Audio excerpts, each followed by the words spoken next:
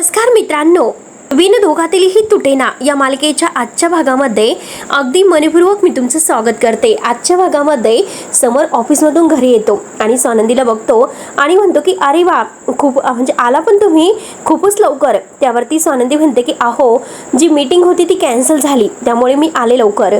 तर आता समर खूप खुश असतो। त्यानंतर लगेच स्वानंदी आता बघते राजवाड्यांचा मूड फारच सुंदर दिसत आहे, म्हणजे खूप ती खुश दिसत आहे। मला असं वाटतं की राजवाड्यांशी आता बोलायला हवं, कारण नाटकाबद्दल किंवा त्यांना नाटकं बघायला जायचं आहे रोहनने सांगितलेलं असतं, म्हणून ती आता राजवाड्यांशी आता नाटकाला जायचं का असं बोलणार आहे। तेवढ्याच स्वानंदी मात्र आता समरसाठी आणि तिच्यासाठी कॉफी घेऊन येते आणि आता मात्र समरने तोपर्यंत रेडिओमध्ये गाणं लावलेलं असतं, खूपच मस्त रोमांटिक असं। आता ती समरसाठी कॉफी घेऊन येते आणि कॉफी असं म्हणते। समर म्हणतो की थँक्यू।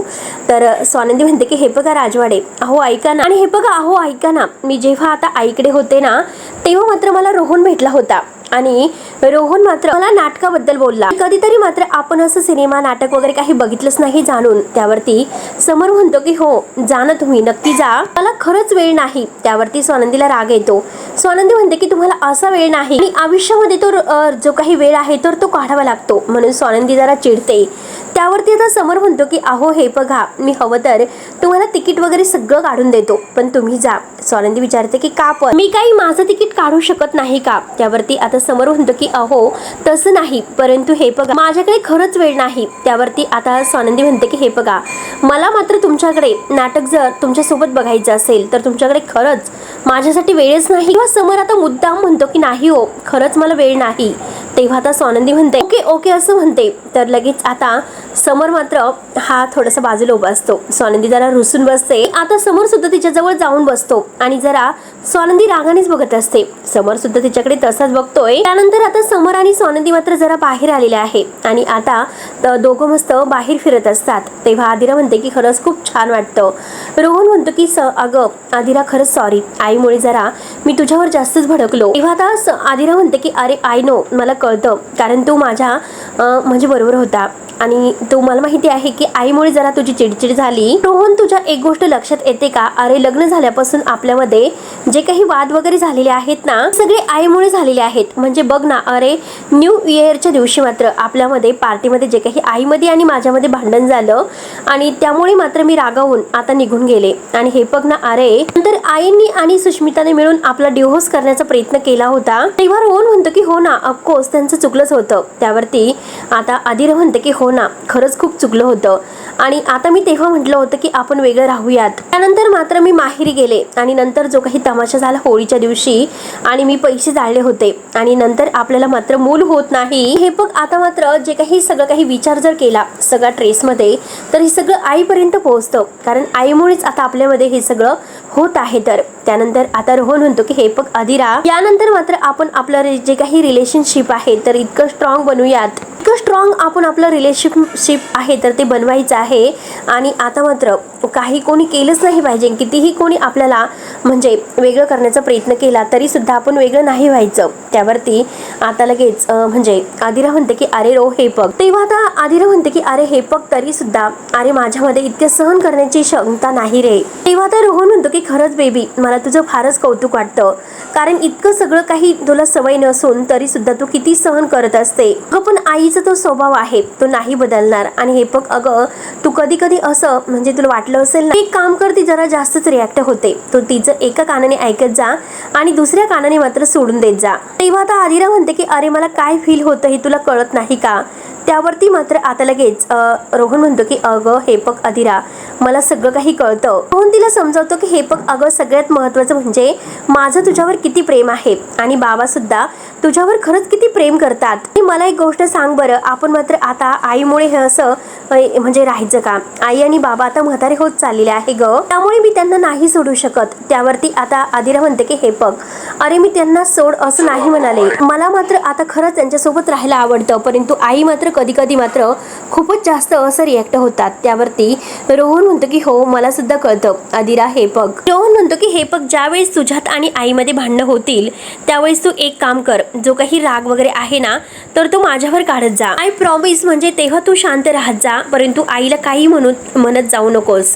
तेव्हा आता आदिरा म्हणते की रोहो प्लीज, मला मात्र ही डील नाही जमणार, कारण मी सुद्धा एक माणूस आहे, मला फिलिंग्स आहे. असा एकाचा राग दुसऱ्यावर नाही काढू शकत आणि त्यांना सुद्धा कळून देणारे अरे म्हणजे सगळ्यांना मन असतं हे. त्यानंतर आता इकडे समर आणि स्वानंदी मला जरा एकमेकावर फुगून बसलेले आहे. समर आता स्वानंदीला म्हणतो की हे बघा स्वानंदी मॅडम, आपल्यामध्ये कितीही भांडणं जरी झाले ना तरी सुद्धा मात्र आपण असं एकमेकावर फुगून झोपायचं नाही. आता मात्र आपण एकमेकातील जे काही वाद वगैरे आहे तर ते सगळे मिटवायचे आहेत आणि मगच आपल्याला मात्र आता असं व्यवस्थित राहायचं आहे, मगच झोपायचं आहे. तेव्हा स्वानंदी थोडंसं रागानेच म्हणते की हो येते मी मोठं पातेले घेऊन कॉफी घेऊन. समर म्हणतो की हो या ना, या लवकरात लवकर या. तेव्हा आता स्वानंदी परत म्हणते की हे बघा, नाटक म्हणजे आता मराठी माणसाची संस्कृती जपणारी परंपरा आहे आणि तुमच्यासारखा आता हा मराठी माणूस जो काही आहे नाटकाला नाही म्हणतो. माझे बाबा मात्र लहानपणी आम्हाला बालनाट्य बघायला घेऊन जायचे, आईसाठी गजरा घ्यायचे आणि अशा थिएटरमध्ये मात्र अगदी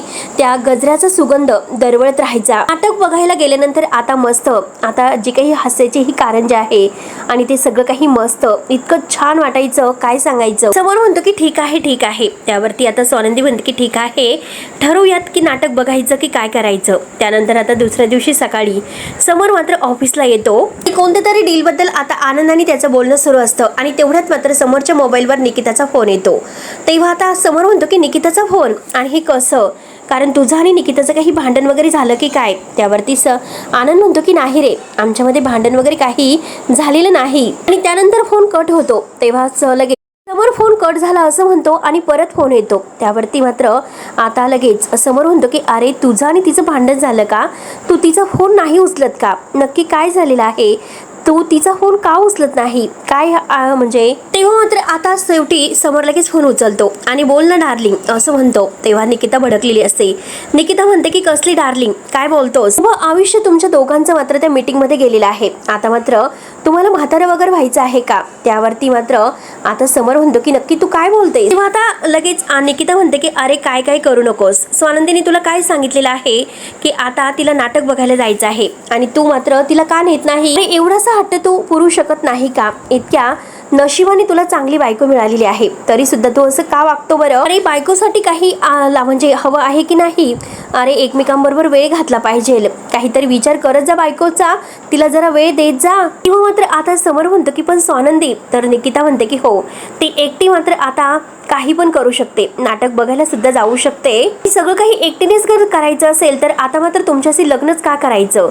त्यामुळे चला तुम्ही कामच करत राहा आणि आम्ही सगळं काही एकटीने करतो. तेव्हा लगेच आता निकिता भडकलेली आहे. समोर म्हणतो की हे बघ अगं डार्लिंग जरा शांत हो, परंतु मला एक गोष्ट सांग, नाटकाची जी खबर आहे तर ती तुझ्यापर्यंत कशी पोहोचली. तर निकिता चिडलेली असते. समोर तिला म्हणतो की चिडू नकोस. हे बघ तर निकिता म्हणते की अरे चिडू नकोस तर काय करू, कारण एकतर स्वानंदी आतापर्यंत तुला काही मागत सुद्धा नसते, पण तरी सुद्धा मात्र आणि ती नाटक बघण्याचा हट्ट तुझ्याकडे करू शकते, पण तरी सुद्धा तू तिचा एवढासा सुद्धा हट्ट म्हणजे पूर्ण करू शकत नाही, कारण इतका मोठा बिझनेसमन आहे, त्याचा काही फायदा नाही. त्यामुळे एक मोठा मित्र तरी हो. समर म्हणतो की मी काय केलं. त्यावरती मात्र निकिता म्हणते की अरे देवा समर तुझं कसं होणार आहे बरं, अरे तुझा हा जो काही विचित्रपणा आहे ना तर तो आनंदमध्ये सुद्धा आलेला आहे. तो सुद्धा मात्र दिवस रात्र आता अगदी म्हणजे काम काम करत असतो. कधी बायकोला विचार करत जा, अरे तो सुद्धा एकदम तुझ्यासारखं वागायला शिकला. स्वानंदी जर खरंच सगळं काही एकटीने करायला लागली तर तुमची जी सिच्युएशन आहे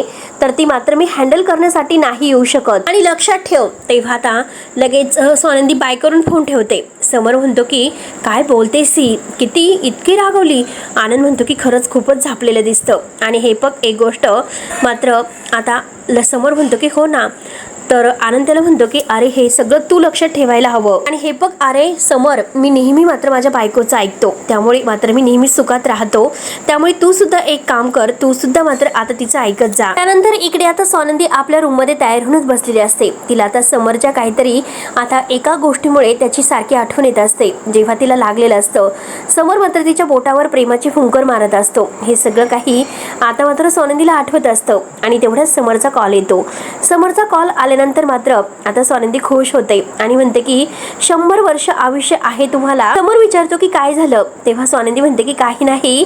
आणि तुम्ही काय करतात असं पुन्हा विचारतो. तर स्वानंदी म्हणते की काही नाही, जरा साफसफाई करत होते. समर म्हणतो की काय बोलतात, आज तर सुट्टी आहे. त्यावरती स्वानंदी म्हणते की हो ना, अहो म्हणूनच मात्र साफसफाई कर. समोर म्हणतो की हे बघा, साफसफाई करू नका, त्यापेक्षा मात्र काहीतरी छान असा वेळ घाला. तेव्हा आता स्वानंदी म्हणते की हो का. समोर तिला डायरेक्ट म्हणतो की आपण जेवायला जाऊयात. नक्कीच. तर स्वानंदी म्हणते की अहो हे बघा, घरी जेवण बनवलेलं आहे. समोर म्हणतो की हे बघा, आता घरच्या जेवणाचा विचार करू नका, आपण उद्या खाऊ वाटलं असतं, परंतु आज मात्र काही झालं तरी आपल्याला जेवायला जायचं आहे, हे फिक्स ठरलं म्हणजे ठरलंच. तेव्हा स्वानंदी म्हणते की अहो असं काय करतात. स्वानंदी म्हणते की पण कुठे यायचं. समोर म्हणतो की या तर खरी, मी तुम्हाला लोकेशन पाठवतो. स्वानंदी पुन्हा विचारते की हे बघा, आपण नाटकाला किंवा सिनेमाला जायचं का, जाऊ ना जरा. समोर म्हणतो की तुम्ही या, मी तुम्हाला लोकेशन पाठवतो. तेव्हा आता स्वानंदी म्हणते की बरं ठीक आहे. स्वानंदीने फोन ठेवलेला नसतो तर समोर विचारतो की काय झालं. तेव्हा स्वानंदी म्हणते की कुठे काय. समोर म्हणतो की अहो मग ठेवा ना फोन. स्वानंदी म्हणते की अहो तुम्ही ठेवा. समोर म्हणतो की त्यात काय, तुम्ही ठेवा. स्वानंदी म्हणते की त्यात काय तर तुम्ही ठेवा. स्वानंदी म्हणते की बरं ठीक आहे, मी 1 2 3 असं म्हणते आणि मग आपण दोघांनी फोन ठेवूया. तेव्हा आता समोर म्हणतो की लहान मुलं. तर स्वानंदी परत म्हणते की बरं म्हणू का. मग ती 1 2 3 असं म्हणते, तरी सुद्धा फोन काही दोघांनीही ठेवलेला नसतो. परत एकमेकांना हॅलो म्हणतात. समोर म्हणतो की अहो याला काय अर्थ आहे, तुम्ही चीटिंग केलं. तेव्हा स्वानंदी म्हणते अहो तुम्ही जे केलं तेच मी केलं. तेव्हा आता स्वानंदी मात्र खूपच अशी खळखळून हसत असते. समोरला आता खूपच आवडतं. तो म्हणतो की तुमचं खळखळून हसणं खरंच मला खूप आवडतं, खूपच छान आहे, मला फार आवडतं. तेव्हा स्वानंदी म्हणते की हो मला तुमचं पण. तेव्हा समोर म्हणतो की ठीक आहे बाय, फोन ठेवतो आता, लवकरात लवकर या वाट बघतोय. तेव्हा स्वानंदी म्हणते की बाय आणि दोघंही बाय करून आता फोन ठेवतात आणि दोघंही खूप खुश होतात. त्यानंतर मात्र इकडे रोहन आदिराला म्हणत असतो आणि दोघे आता त्या नाटकाबद्दल बोलत असतात आणि रोहन म्हणत असतो की खरंच काय सांगू, दोघांचाही परफॉर्मन्स किती छान आहे आणि मात्र मला खरंच नाटक बघताना इतकं पोट धरू धरू हसायला येत होतं. तुला एक गोष्ट सांगतो की अगं त्या नाटकामध्ये आता मात्र नवरा बायको मधील जे इश्यू आहे तर ते कसे परफेक्ट मांडायचे असं या बाबतीत हे नाटक आहे. तर आणि खरंच मला फार आवडलं. ते सगळं करण्यासाठी मात्र खूप असा अनुभव असावा लागतो, अगदी खरंच. तेव्हा आता रोहनने आदिराचे हात पकडलेले असतात आणि ती म्हणते की मला सुद्धा असा अनुभव हवा आहे, कारण आपण एकमेकांना मात्र आता मला खरंच एकमेकांनी जास्त ओळखलं पाहिजे अशा ठिकाणी पोहोचायचं आहे. रोहन म्हणतो की हो ना, तसंही मला आता असं वाटतं की आपलं लग्न सुद्धा नवीनच आहे. आता आदिरा म्हणते की आय नो, आणि म्हणूनच मात्र मला तुझ्याबरोबर कधी एकदाची म्हातारी होते असं झालेलं आहे. तेव्हा दोघंही मात्र अगदी खळखळून हसतात. आता रोहन तिला जवळ घेतो आणि म्हणतो की मला माहिती आहे तू अशी एक क्यूट म्हातारी होणार आहे. तर आदिरा मी तुला खरं सांगतो, कारण म्हातारा होण्यापेक्षा मला एक दिवस मात्र तुझ्याबरोबर असं एकदम क्षण घालवण्याची म्हणजे जास्त इच्छा आहे. तेव्हा आता आदिरा म्हणते की हो ना, भांडण करत आणि प्रेम करत. आणि आदिरा आता खुश होत आय लव्ह यू म्हणते. तर रोहन तिला म्हणतो की आय लव्ह यू टू आणि दोघंही खूप खुश होतात. आदिरा त्याच्या मिठीमध्ये येते आणि खूप खुश होते. नंतर आता समोर इकडे नाटक बघण्यासाठी स्वानंदीची वाटच बघत असतो. स्वानंदी खूप छान तयार होऊन येते आणि दोघंही एकमेकांना आता हाय करतात. आणि तेवढ्यात मात्र समोर स्वानंदीला म्हणतो की अरे वा, आज तर खूपच सुंदर दिसतात. तेव्हा आता स्वानंदी म्हणत असते की आज मात्र पहिल्यांदा आपण बाहेर जातोय ना, त्यामुळे मला असं वाटलं की काहीतरी वेगळं करूयात, म्हणून मात्र आज ही साडी मी नेसून आले.